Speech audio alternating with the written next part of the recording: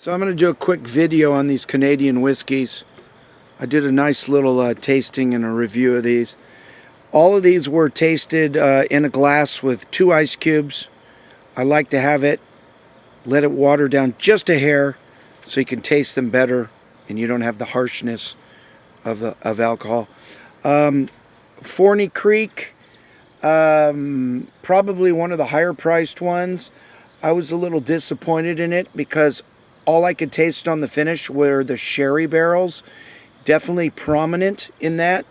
Black Velvet Reserve, nice, smooth. I would say that one is recommended for someone who's interested in Scotch, and they could switch over to a Canadian whiskey for that. The Crown Royal Texas Mesquite, that's definitely a bourbon drinker's whiskey. Definitely when you open it and you smell it in the glass, it has that fresh bag of mesquite that you've opened up for charcoal. Has it on the flavor. It's not offensive. It is pretty intense, and it's a nice jam.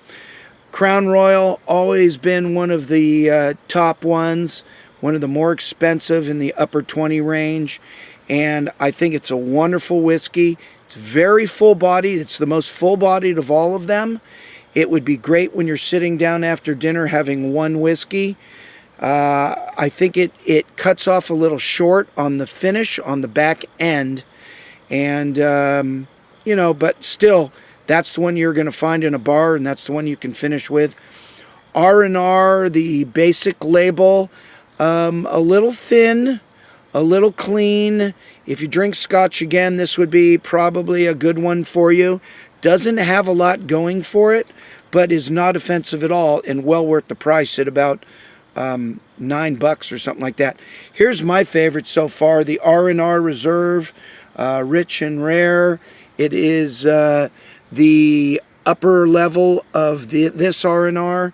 I think it comes across not as full-bodied as the Crown Royal on the front end, but it has a lot of flavor, and the finish just stays on the palate, and that's what I think you really want in a whiskey. You don't want it to die off quickly. So there you go, quick review. What can I say? I'm going to get 6 more.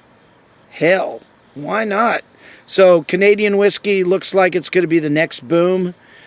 Scotch is boomed. Bourbon's boomed. High-end tequilas have boomed, and now it's time for Canadian whiskey. There's a lot of Canadian whiskey, thousands and thousands of barrels that are sitting there 20 to 30 to 40 years old that are just waiting to be tested by everybody. And I think that's the way to go. It's smooth, it's supple, and it's not harsh on the finish. It's a really nice kind of after dinner, have one and finish off dinner type of thing. There you go. That's Mr. Dan, the Trailer Trash Man.